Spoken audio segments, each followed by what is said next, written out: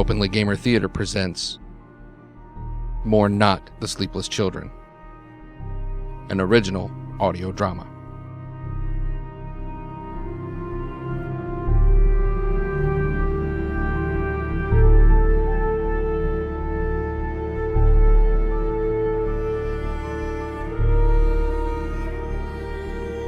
Some content may not be suitable for all audiences.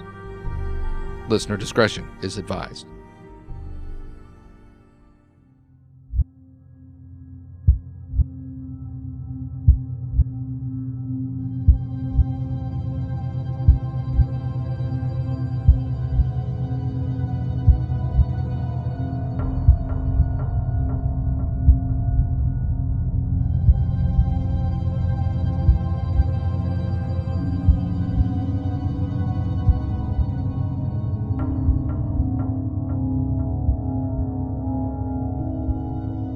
Fog crept like a living thing across the graveyard, mindful and with purpose.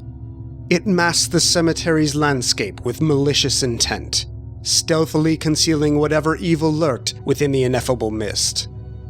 Watching from the balcony of Grandstaff Hall, Brianna more surrendered to the fear that grew inside her. A pall hung over the inhabitants of Grandstaff. For a score of nights the fog had come, thick and oppressive, and with it the mournful repine of some godforsaken spirit. It was a maddening clamor, like a demonic din rising up from the very aperture of Abaddon itself. The young governess's attention was drawn to the ruins of the old kirk at the periphery of the cemetery grounds. Lantern light struggled to cut through the assaulting mist, and the sound of human voices floated up to her from the Sakellum. She was unsure of what troubled her more, the anticipation of the whale's return, or the presence of the man in the company of the Grandstaff Lord below. We'll not be waiting much longer, old crow. I need not hear the banshee, says Stuart, for already I sense a presence among us wholly unnatural. It feeds off the fear that emanates from Grandstaff Hall. It is a type of psychic vampire, if you will. Aleister, I knew you were the man to call in. Your knowledge of the esoteric knows no peer. I trust within your magical arsenal you have means to dispose of this beastie. I'd need to gather some things from Bolskine. I could return within a fortnight and see to the exorcism of your earthbound spirit. Of course, there would be the matter of compensation. Travel, the expense of the material components, my time. And I should add that my considerable expertise does not come cheaply. Yes, old friend. Coin is of no consequence, if I were to be free of this damnable aberration once and for all. Brianna returned to her room, distraught. A fortnight? She feared she'd not last another night. She crossed the cool marble floor and stoked the fire against the autumn chill. When the wailing began, she was quick to bed, burying herself beneath thick woolen blankets and praying that morning would come faster than was its natural course.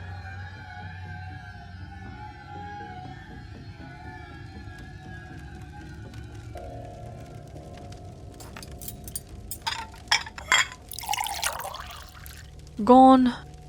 All gone. Pardon me, ma'am? The staff. All gone save for you and Pitcairn. The thought had occurred to her, to flee into the night.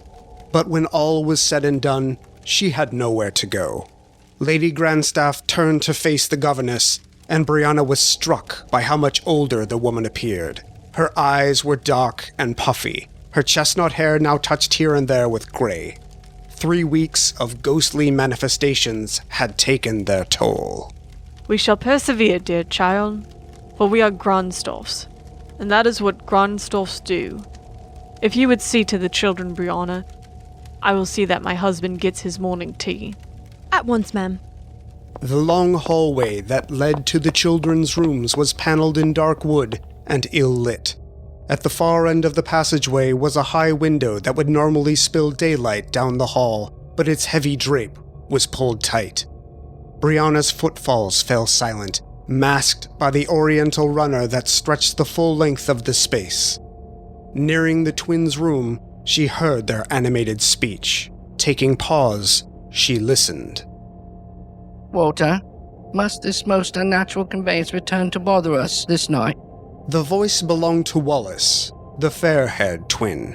Where Walter was energetic and robust, Wallace, in turn, was frail and weak. Wallace was the sharper of the two, blessed with an innate knowledge of the world around them.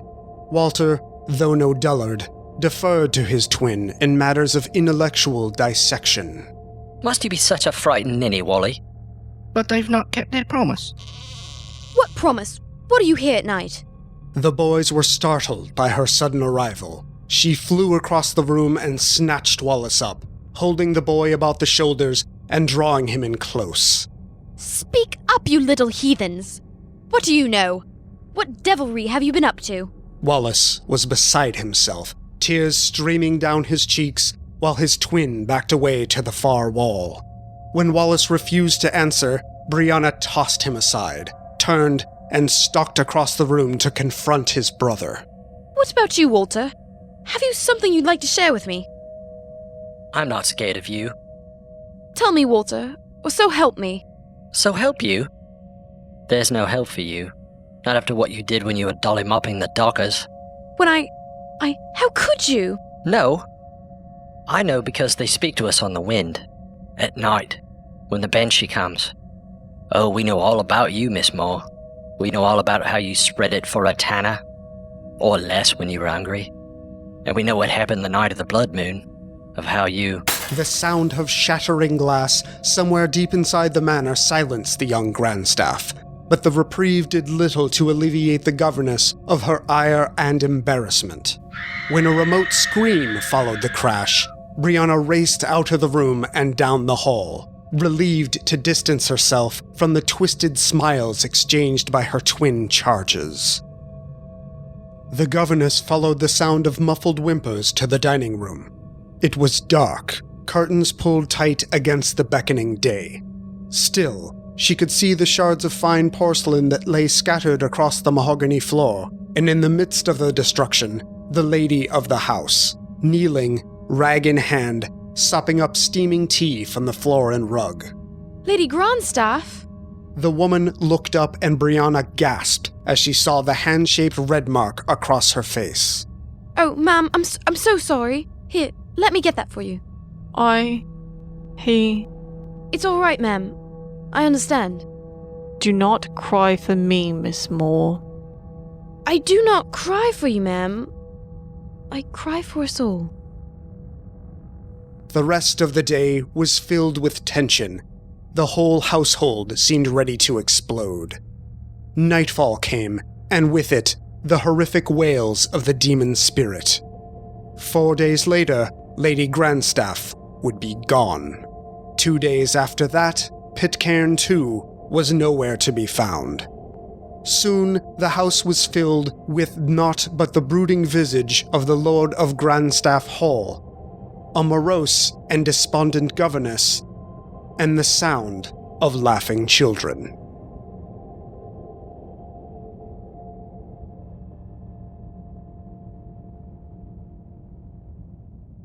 Brianna Moore watched as the fog returned once more, rolling across the aphotic grounds. She wondered how many nights had they been besieged? 38? 40? It wouldn't be long now. Soon, the wail would begin, and she would once more sink into madness. She hadn't seen the twins in 3 or 4 days. Had they been spirited away? Or had they simply run off? No longer able to withstand the strain of the conditions they were living under. Or worse. She feared the boys now, perhaps even more than the wailing demon. How could they have known about... No. She couldn't even bring herself to think upon those horrible days, nor could she face the twins. She had been shamed by mere children. Children with the knowledge that burned her to her very soul.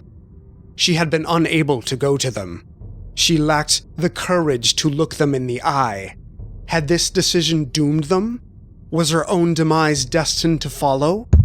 A resounding knock upon the great manor door roused her from her melancholy. She descended the stair and made her way across the maze of rooms, pausing when she heard voices coming from the parlor. The visitor had already been let in. She crept forward, opened the servant door but a crack, and peered inside the Stygian room. Lord Grandstaff sat hunched in a high-backed chair, more throne than seat. Before him stood a pompous aristocrat bedecked in full Scottish regalia, leaning regally on an elaborate cane. I wondered if you would return, Master Therion. Have you come to exorcise the demon that plagues this house at last? First, Lord Grandstaff, is the matter of payment. The spells which I intend to unleash in your service come not cheaply. I assured you that cost would be no object, my old friend. Old friend. Old friend. Is that what we are then, Sir Stuart? Old friends? Tell me, how long have we known one another? Well, I'd say, nearly 13 years, I suspect, since our Malvern days. Malvern. Wretched place. All that buggery. Here now, Crowley, what is this? Do you begrudge the trifling flirtations of schoolboys? Trifling? Then what, pray tell, Lord Grandstaff, of our later years then? Trinity, do you recall our camaraderie while installed in those hallowed grounds of learning? Damn you, old crow. Damn you and your warped, twisted mind. Boys will be boys, won't they, my lord? You asked for everything that befell you, you damnable wizard. In this, my hour of need, you fall upon me like a sick and wounded pup? Did I not defend you, you awkward, socially inept wretch? When fists flew, who came to your aid then? You're a revisionist, old friend. It was by my will alone that I overcame my enemies, and by will alone that I did master not only my fear, but by which I have begun to unlock the most esoteric of mysteries. Why did I send for you? I should have known. You were a pathetic schoolboy, deluded and maladroit. I see that maturity has eluded you, and you are little different. I had hoped for better. It seems I'm to fend against this fiend on my own terms. Your arrogance has remained unchanged as well, Lord Grandstaff. Do you think it an accident that you were beset by this malefic entity? You belittle me, the only man in Britain that might have given you aid, just as you saw fit to see me debased when we were aspirants. This shall be your undoing. Brianna was drawn from the two men's dialogue by the sound of the twins' laughter. She looked back to the parlor and saw that Lord Grandstaff had brandished a weapon, an ancestral claymore from his private collection. She was torn between rushing in to her lord's aid and investigating the children's whereabouts. The prattle of a woman's soft murmuring led Brianna away from the parlor, entranced by the sounds down the hall. Sounds soon drowned out by the mournful wails descending once more upon Grandstaff Hall. The governess passed through the butlery and paused to listen in the kitchen. Youthful mirth, tempered with a palpable darkness, rose from the winery door just off the dining hall. She crept forward uneasily, trepidation clinging to her heart. The banshee wail that laid siege to Grandstaff weakened her resolve, but when the mournful repose of a pained woman once more danced amid the sounds of youthful revelry, she steeled herself and slowly opened the door, descending the dark stair towards the Lord's private stock.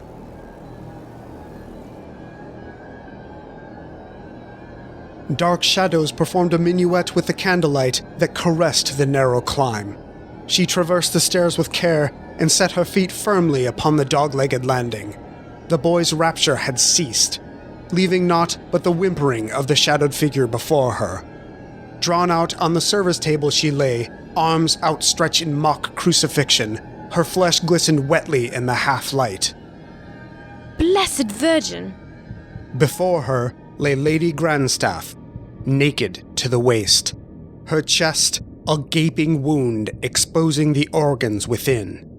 Glistening lungs rose and fell weakly, the quivering heart pulsating in a dangerous rhythm. The governess felt her stomach's meager contents rebel, and she spewed hot bile upon the cellar floor. She was frozen in place, feet unable to carry her away from the scene of utter horror. We thought the ribs would have been difficult to remove. You know, strangely enough, it was the skin itself that proved to be more bothersome. The boy's hands and face were covered in blood, and their teeth and lips stained crimson from their inhuman activities. How? Why? You're monsters! No, silly cow. We are reborn.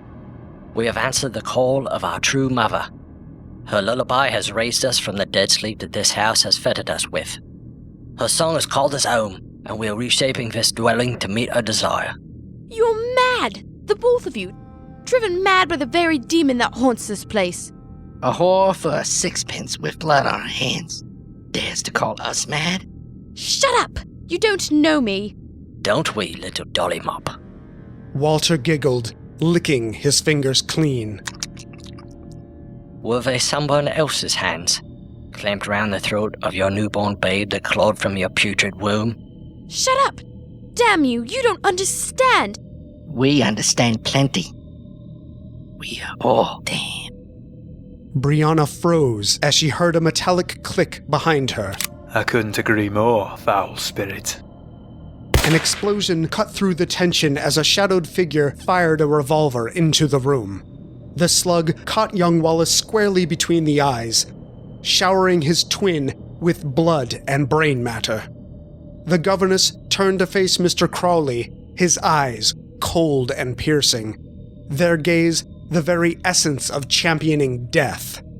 The Englishman let loose another round that sent Walter scurrying for the cover of darkness. Elle is waiting for you, old crow. Your wickedness is a one-way ticket into the arms of your true lover. In the name of all that's holy, and all that is profane, you'll be sent back to the bowels from which you've sprung. What are you doing? Saving your life. Crowley reached out and pulled her to him. The governess was surprised by the strength of his grip. She clung to her benefactor, even as thoughts of being trapped between two devils filled her head. We should ascend with all due haste, my frazzled beauty. I've but another 2 shots left, and I'm afraid these wee bairns have decided to raise the stakes in this gambit. The governess's eyes were drawn towards Walter, and she was stunned to see the boy rising up and scurrying over his mother's eviscerated corpse. He no longer looked human. Scale tentacles had sprouted from his ribcage, and a mottled fin now bisected his skull, fanning out along his spine and forming a grotesque tail that whipped about like a thing independent of its host. Behind him, his brother writhed in pain. She could already see the wound delivered by the mage's pistol knitting itself whole once more. Oh, bloody hell, do something! I'm open to suggestions.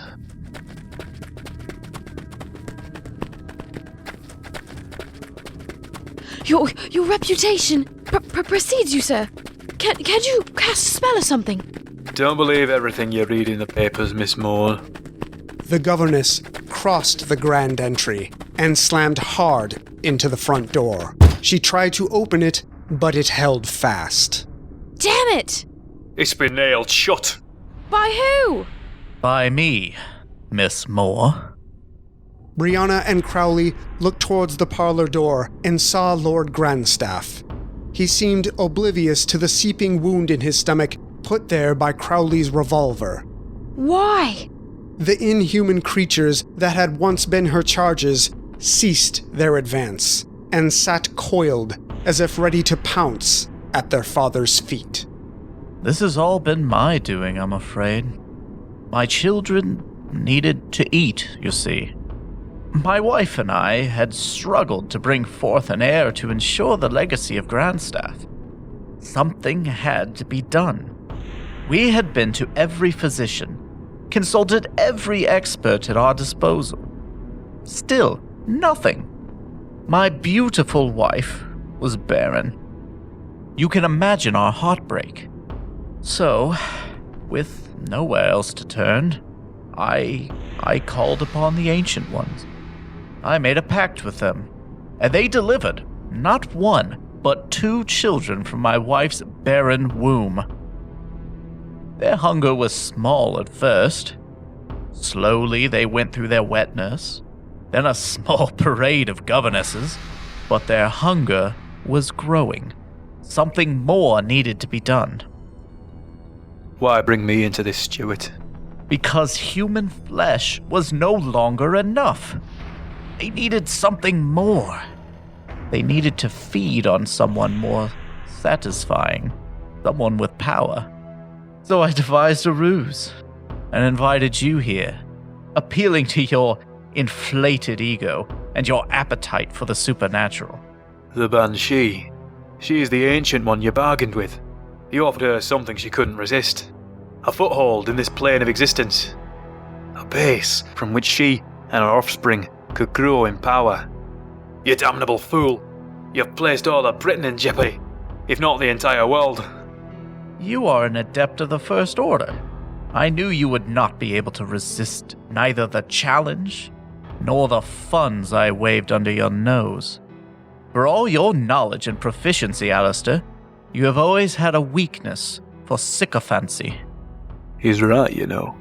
And me, Lord Grandstaff? The children feed on fear as well as flesh. But they are also nurtured by darkness. And we both know your sins, dear Brianna. Very well, Grandstaff.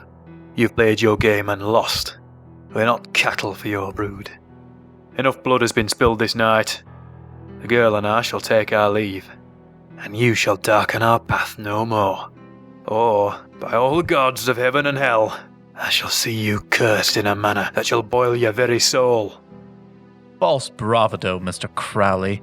I still have the upper hand, and hungry mouths that need to be fed. Walter, Wallace, your feast is prepared. You may eat. The beasts lurched forward, propelling themselves swiftly towards their prey with powerful tentacles. Their jaws dropped low and protruded unnaturally. The children's teeth were razor sharp, housed within demonic maws.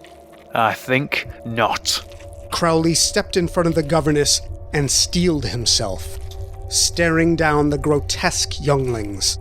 He thought of his years of training at the feet of lesser men who had knowledge but not the will to use it. He would show them what true will could produce. Magic is an act of will in concordance with action. He reached down into the depths of his being and ignited the spark of magical energy that was alive within him. Crowley spread his hands wide, bending the ring finger of each, and slowly bringing his thumbs forward to touch the fingertips, completing a magical circuit. Brianna stepped back, feeling the surge of preternatural energy emanating from within her benefactor. It frightened her, in a way that not even the beast that charged toward them could not. Her mind told her that those ungodly creatures were an aberration, but the energies flowing outward from this man, this magician, resonated in her soul. Who knew that such power could lurk behind a human face?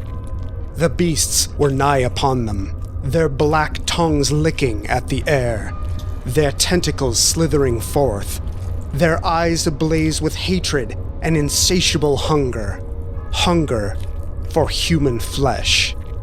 Brianna Moore cowered behind Crowley, he being, she thought, the lesser evil. As he spoke words that she could not comprehend, she felt the heat of the magical flame as it sprang forth from the magician's hands and into the faces of the demonic twins. In that moment, She prayed not to God, but to an infernal spirit, and knew she was lost. I believe that is more to what you had in mind. He was shaking almost as badly as she was, but for an altogether different reason. Her from mind-numbing fear, he from preternatural exertion. The stench of brimstone filled the acrid air, while the flames took root and slowly began to spread throughout the great hall. The bodies of the twins were blackened and smoldering, their father hunched over their lifeless forms. What have you done? My boys! My beautiful boys! Stuart. Sir Stuart Grandstaff, Lord of Grandstaff Hall, looked up at his former schoolmate with a mixture of anguish and loathing. He clutched at his wounded stomach with a grim determination. Crowley hovered above him, revolver once more in hand. He steadied it on the Lord's forehead. She'll never let you leave here alive. She was their mother. She will have her revenge. Do you think I fear her? You fool. What are you waiting for? Do I? The revolver exploded, the bullet ripping through the Lord's head, tumbling through his brain, spraying bone and grey matter out of the back of his skull. Black blood upon the altar, and the rustle of angel wings above. Black blood of sweet fruit, the bruised, the violated bloom, that settleth the wheel a-spinning in the spire. Death is the veil of life, and life of death. For both are gods. Brianna came to stand beside Crowley, and the magician slipped his arm around her waist. It is finished. Aleister, listen! The banshee's wail! It's silenced! Grandstaff didn't realise that when he brought her forth, it was his life force that she fed off. When I silenced him, I laid that hellspawn to rest as well. At least, until the next Blackheart comes along, intent on making a pact with the devil. Brianna watched as Grandstaff Hall burned. Crowley had scoured the dwelling for prizes that he could not give up to the pyre. Art, silver, jewels, cash and rare books as well. All these he carted away with him. His offer to take the governess in as both pupil and concubine was rejected, though she had allowed the magician to seduce her into an act of tantric coupling. She had been a prostitute in another life, after all. Before the heat of the conflagration and the fire that burned in her heart, after nearly having her life stolen from her, she relished in the wantonness of it. A new lease on life had been offered. She reflected as she gazed into the fiery shell of what had been, and wondered about the new road that now laid out before her. She had a bit of cash, but no course. Perhaps America? Yes, that was it. America. Land of opportunity, they said. She could have a fresh start in a new country, with naught but fading memories of an ill-fated past, and a devilish misadventure with the so-called wickedest man in the world. Not so wicked. Not so wicked at all.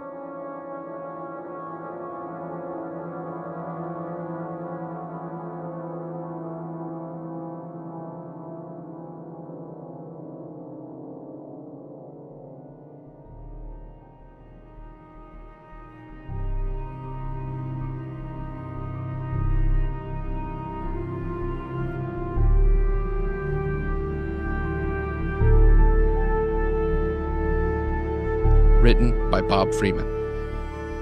Produced and directed by Eric Ausley. Narrator, Andy Young. Lord Stuart Grandstaff, Kevin Smith. Aleister Crowley, Chris Hill. Brianna Moore, Katarina Ausley. Lady Grandstaff, Shannon Steele. Wallace Grandstaff, Eric Ausley. Walter Grandstaff, Jayson King. Theme music by Kinderfine. Background music by Musica Cthuliana. Commercial use of this production is prohibited without the consent of Openly Gamer Theater. Openly Gamer Theater is trademark property of Side Tangent Productions.